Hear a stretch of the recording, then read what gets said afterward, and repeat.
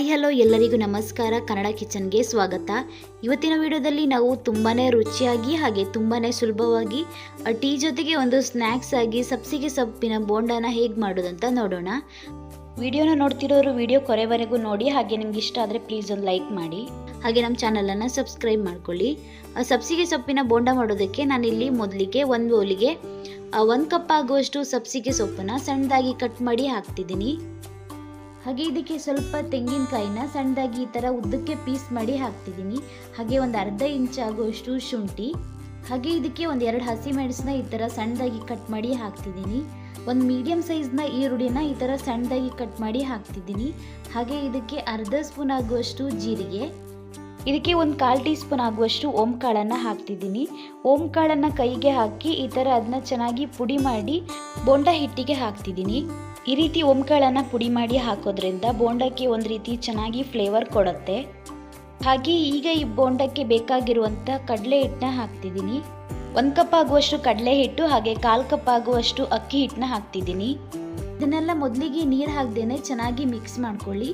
ಅಕ್ಕಿ ಹಿಟ್ಟು ಹಾಕೋದ್ರಿಂದ ಬೋಂಡ ತುಂಬಾ ಗರಿ ಗರಿಯಾಗಿ ಬರುತ್ತೆ, ಹಾಗೆ ಒಳಗಡೆ ತುಂಬಾ ಸಾಫ್ಟ್ ಆಗಿ ಇರುತ್ತೆ. ಇದಕ್ಕೆ ಬೇಕಂದರೆ 1 ಚಿಟಿಕೆ ಆಗುವಷ್ಟು ಸೋಡಾನ ಹಾಕ್ಬೋದು, ಆದರೆ ನಾನು ಇವತ್ತು ಸೋಡಾನ ಹಾಕದೆ ಹಾಗೇ ಬೋಂಡಾನ ಮಾಡ್ಕೊಳ್ತಿದ್ದೀನಿ. ಈಗ ಇದಕ್ಕೆ ಸ್ವಲ್ಪ ನೀರು ಹಾಕಿ ಚೆನ್ನಾಗಿ ಮಿಕ್ಸ್ ಮಾಡ್ಕೊಳ್ಳಿ. ಮೊದಲಿಗೆ ಜಾಸ್ತಿ ನೀರನ್ನು ಹಾಕೋದಕ್ಕೆ ಹೋಗಬೇಡಿ, ಎಷ್ಟು ಬೇಕಂತ ನೋಡಿಕೊಂಡು ಆಮೇಲೆ ಮತ್ತೆ ನೀರು ಹಾಕಿದರೆ ಆಯಿತು. ಇದಕ್ಕೆ ಸ್ವಲ್ಪ ನೀರನ್ನು ಹಾಕಿ ನಾನು ಅದಕ್ಕೆ ಚೆನ್ನಾಗಿ ಮಿಕ್ಸ್ ಮಾಡ್ಕೊಂಡಿದ್ದೀನಿ. ನಾವು ಇದಕ್ಕೆ ಈರುಳ್ಳಿ ಎಲ್ಲ ಹಾಕಿರೋದ್ರಿಂದ ಈರುಳ್ಳಿಗೆ ನೀರು ಕೂಡ ಬಿಟ್ಕೊಳ್ಳುತ್ತೆ, ಆದ್ದರಿಂದ ಮೊದಲೇ ತುಂಬ ನೀರನ್ನು ಹಾಕೋದಕ್ಕೆ ಹೋಗಬೇಡಿ. ಸ್ವಲ್ಪ ನೀರನ್ನು ಹಾಕಿ ಚೆನ್ನಾಗಿ ಮಿಕ್ಸ್ ಮಾಡಿಕೊಂಡು ಮತ್ತೆ ಬೇಕಾದರೆ ನೀರು ಹಾಕಿ ಮಿಕ್ಸ್ ಮಾಡಿಕೊಂಡ್ರೆ ಆಯಿತು. ಈ ರೀತಿ ಕೈಯಲ್ಲಿ ಉಂಡೆ ಮಾಡೋ ಹದಕ್ಕೆ ಇದ್ದರೆ ಸಾಕು. ಹಾಗೆ ಇಲ್ಲಿ ಎಣ್ಣೆ ಕೂಡ ಚೆನ್ನಾಗಿ ಬಿಸಿಯಾಗಿದೆ. ಮೊದಲಿಗೆ ಈ ಎಣ್ಣೆನ ಹೈ ಫ್ಲೇಮಲ್ಲಿ ಇಟ್ಟು ಚೆನ್ನಾಗಿ ಬಿಸಿ ಮಾಡಿಕೊಂಡು ನಾವು ಬೋಂಡನ ಬಿಡಬೇಕಾಗುತ್ತೆ, ಆಗ ಚೆನ್ನಾಗಿ ಕ್ರಿಸ್ಪಿಯಾಗಿ ಬರುತ್ತೆ. ಹಾಗೆ ನಿಮಗೆ ಯಾವ ಸೈಜಿಗೆ ಬೇಕಂತ ನೋಡಿಕೊಂಡು ಈ ಬೋಂಡನ ಎಣ್ಣೆಗೆ ಬಿಟ್ಕೊಳ್ಳಿ. ಈ ಬೋಂಡ ಹಾಕಿದ ತಕ್ಷಣವೇ ಮಿಕ್ಸ್ ಮಾಡ್ಕೊಳ್ಳೋದಕ್ಕೆ ಹೋಗಬೇಡಿ, ಒಂದು 10 ಸೆಕೆಂಡ್ ನಂತರನೇ ಇದನ್ನ ಮಿಕ್ಸ್ ಮಾಡ್ಕೊಳ್ಳಿ, ಆಗ ಚೆನ್ನಾಗಿ ಬರುತ್ತೆ ಬೋಂಡ. ಈಗ ಇದನ್ನ ಸೌಟಿಂದನೇ ಸ್ವಲ್ಪ ಆ ಕಡೆ ಈ ಕಡೆ ಮಾಡ್ಕೊಳ್ಳಿ, ಆಗ ಎಲ್ಲ ಬೋಂಡನೂ ಚೆನ್ನಾಗಿ ಬೇಯುತ್ತೆ ಒಳಗಡೆ ಕೂಡ. ಬೋಂಡನ ಹೈ ಫ್ಲೇಮಲ್ಲಿ ಇಟ್ಟು ಕರ್ಕೊಳ್ಳೋದಕ್ಕೆ ಹೋಗಬೇಡಿ, ಇದರಿಂದ ಬೋಂಡ ಮೇಲೆ ಮಾತ್ರ ತುಂಬಾ ಕ್ರಿಸ್ಪಿಯಾಗಿ ಬರುತ್ತೆ, ಒಳಗಡೆ ಏನು ಬೆಂದಿರಲ್ಲ.